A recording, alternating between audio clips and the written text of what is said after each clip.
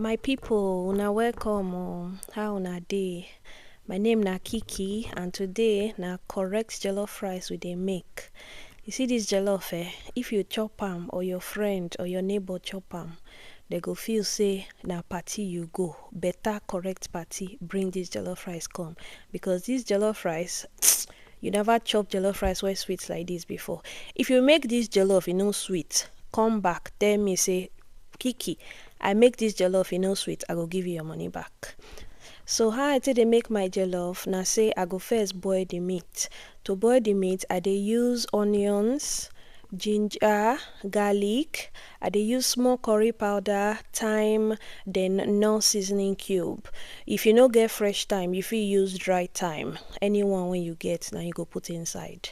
I no dey put any water first because I want make all this seasoning enter inside the chicken well well. So I go just turn am, I go cover am make e steam for low heat. I no dey use high heat because e dey quick burn. So I go leave am make e steam.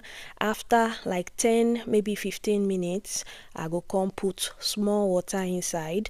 I go come cover am again, allow am boil until e don cook. E no go finish cooking because we'll still fry the meat. So maybe like 15 minutes. If you dey use that hard chicken wey strong well well, you fit leave am for longer.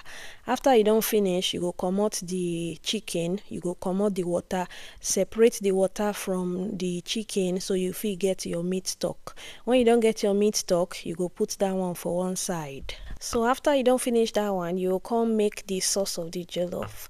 For this one, na tatashe you go need. Well, na bell pepper I dey use, but you fit use tatashe. If you dey use tatashe, make sure say you comot the seed and the vein for inside because that thing dey bitter. If you use am like that, you no comot am, your jollof fit start to dey bitter. Nobody want chop food when dey bitter. So you go come cut all your ingredients, all the tomatoes. For pepper and atarodo you go use. I no dey use too much because I no like make my jollof dey very hot. If you like food when the pepper well you fit put plenty. Na you come sabi. So you see this jollof sauce, na two different ways that they use to make am. If you get oven for house, you fit roast am. Me, I like garlic well, so I dey put one garlic inside my jollof. I go put oil, make sure say you put thyme. If you no get fresh thyme, like I talk, use dry thyme. Put am for oven, allow am roast for like 30 to 40 minutes. Make sure say you dey check the thing from time to time, make e no burn. So after that 30 minutes, you go bring am come outside. You go carry am go blender. Put everything inside blender. That garlic when you roast, you go press everything when dey inside the garlic. You see this garlic, if you like garlic, e dey change your jollof go sweet die. So if you know say you like garlic, try am this way. You go come back, come testify, say Kiki, my jollof na one in town. Another way when they take dey make the jollof sauce, you go put everything inside blender. No need to roast am. Blend am until smooth. Me, I dey like to put my tomatoes first inside my blender because then I no need to add too much water. You know say tomatoes get plenty water for body. So once you blend am like that, you go blend everything smooth. Then you go carry am go pot. Me, na the pot when I use to boil my meat, na I dey boil the tomatoes because nobody get time to dey wash different pot up and down. So you go leave this thing, make it boil for about 40 minutes. Make all the water come out inside. No turn am because if you put spoon inside, it go start to splash everywhere. It go start to scatter. So just leave am. After all the water don boil come out, you go comot am for fire. You go put am for one side. So the next thing wey we wan do na to fry the chicken. That chicken wey we boil before. So you go put oil for fire, make it hot. After it don hot, you go put the chicken inside. No to put many chicken so that it go fry well. I like to put onions because that onions they give the chicken correct flavor. So if you want make your chicken sweet well, put small onions inside. You go come fry the chicken until you don't get this color. Then you go comot the chicken, keep am somewhere, go hide the chicken somewhere. Make all those people with long throat no go dey pick am. Carry am go hide for somewhere. You fit carry one because now you cook. They say now where man they work, now they chop. That's why they call am work chops. So chop well. After you don't go fry the chicken, you go comot some of the oil. Then you come fry onions. You go fry these onions, make it done well. I dey like plenty onions for my jollof because onions dey make am sweet well. When the onions don dey scent, you go come put your tin tomatoes inside.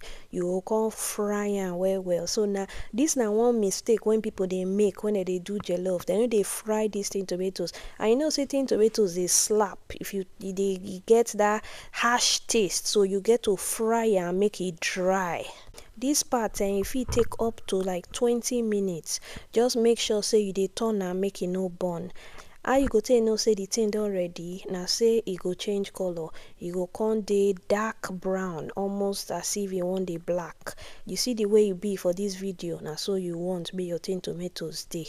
So when the tin tomatoes don fry well, you go come add the tomato base wey we make before. Na the roasted one when I dey use. You know that one when we put garlic inside, na that one I dey use because that one I like pass. The other one I just show am make you see say na two different ways that they make am. So that one I go put am inside fridge. In the next time when I dey make jollof, I fit use am. So after you don add the tomato sauce, you go fry am small. No need to fry am too much. Then you go come put salt. You go put maggi or knorr, whichever one you like. You go put curry. You go put thyme. You go put bay leaf.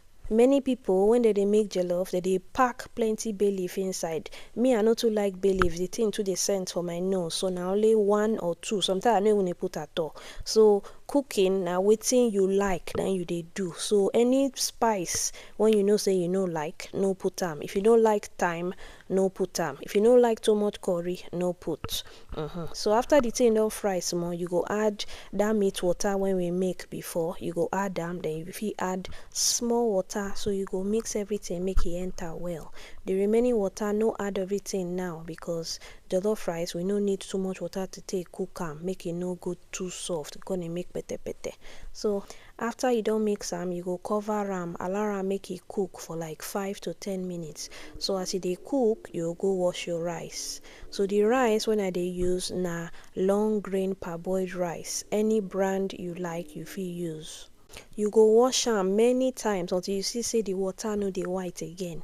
Me, na hot water I dey use to wash my rice. But after I don wash am with hot water, I go use cold water take wash am last so that the rice no go start to cook as e still dey sink. So for the rice brand, na this particular rice I dey use. So if you fit find this one, you go use am. Then if you want that rice when dey long basmati rice, then you fit use this one. You fit use this brand, anyone when you like, na you go use. After the rice don clean, you see say the water no too white again. You go put am for one side, comot all the water when dey inside, then you go put am for one side. You see this video, anything when you dey find when I no mention for this. So back to our jollof rice, you go open the pot, put the rice when you wash, put everything inside. Many people dey ask me say whether make they parboil their rice if they dey make jollof. Me, I know they do that one no, because I know if you parboil the rice, the sauce no go enter inside well, because you know say this rice they take like 30 minutes to cook. So that 30 minutes it no go enter inside the rice well, and you go come make the rice too soft. So for me, I know they parboil my rice. Na so I take dey make my jollof. Na so they teach me how to make am. Na so I don dey make my jollof for more than how many years now, and people know say my jollof na one in town. So make we continue. So after you don put the rice inside, you go mix am. You see say jollof, they no dey use too much water inside. You see where the water dey for the rice, just small na it take high pass the rice. You dey see as e be, abi? Another thing when I wan mention na say, you see the way the color of the jollof be. As e be like this, na so e go take be when you cook the rice. So if at this stage you notice say your rice no red, na problem with dey, because as the color be like this, na so e go take be when the rice don done. Wetin you fit do, you fit quickly fry small tin tomatoes, add am put. Make sure say you fry the tin tomatoes well o. We no want make the rice dey taste raw tin tomatoes. You go come cover the rice with foil paper. This foil paper na im dey trap all the steam inside the rice. So the rice, you no need too much water take cook am. You go cook this rice for like 30 to 40 minutes on like medium heat. If you want make your rice get that party flavor and taste, you go cook am for high heat. So after like 30 to 40 minutes, you go comot the foil. You see as the rice be. You see wetin I tell you na how the rice take be before you put am, na so the color go take be after you do am. Then you go come mix the rice, make everything come out. Some people dey like to add butter, onions and tomatoes. Me, I no like am. And if you put butter, the taste dey get as e be for my mouth, so I no dey put am. But if you like that style, you fit put am. That one my hand no dey for inside. So you go mix everything. You see as the rice be fine. As I dey look this rice, e dey hungry me to chop. And na me cook am but e dey hungry me to chop again. One thing when I don remember to talk. So if you see say your rice at this stage e no be one like the way e take be for this video, e fit be say you don go by mistake put too much water. No worry. Just continue to dey mix am, leave the pot open, make all the steam still escape. Turn off the gas, make e no go overcook or overburn. Just leave the pot open. You go notice say maybe after like 10 minutes, the rice go come dey be one like this. And if you no wan do testing, trial by error jollof. No be say today the jollof go soft, tomorrow e no go soft. Today the jollof go sweet, tomorrow e no go sweet. I don put everything wey you need for this jollof, the exact measurement, e dey the comment section. Like I talk before, you fit check am for my blog kikifoodies.com.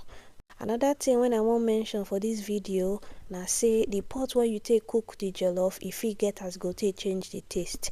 If you want correct party style jollof, na this pot you go use.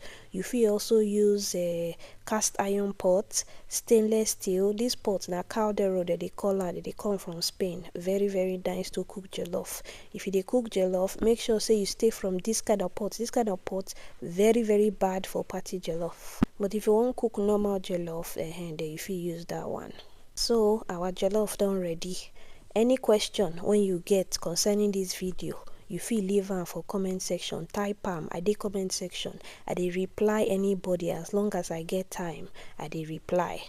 You see as I take serve my jollof with correct soft dodo and chicken. Na so you go take chop your own. No jealous me or go cook your own. My people, we don cook finish but I finish. I take dey do this one, I go first comot the remaining rice when dey inside. I go put that one for one side. Then I go come put baking soda. You fit see baking soda for supermarket or normal market. Put plenty of the baking soda, then you go come put water. I dey like to make the water dey like half of the pot so that e go boil, because sometimes the baking soda e dey foam, so you no wan make the thing boil come out. If you no get baking soda, you fit use the soap when they use to wash plate. You just put like 1 or 2 drop. You go put am for fire, you go cover am, allow the thing make it boil for like 10 minutes on low heat. After like 10 minutes, you go comot the cover. You go use your spoon take scrape the under. You go see say all the rice go dey comot from inside. You go leave am make e stay there for like 30 minutes or when you get time to wash the pot. Then you go carry am go your sink, throw away the remaining rice, put a filter for under make it catch the rice, make it no go block your sink. When you don finish that one, you go come use soap and water to wash the pot. You see as the pot clean, very easy to clean, very easy. So my people, now here we do reach. If you watch this video, you don't reach this side, put this comment for comment section, make I know say you watch the video finish. Una thank you well. No forget to subscribe to my channel. Subscribe, like, share am with your family members. Make they see how to make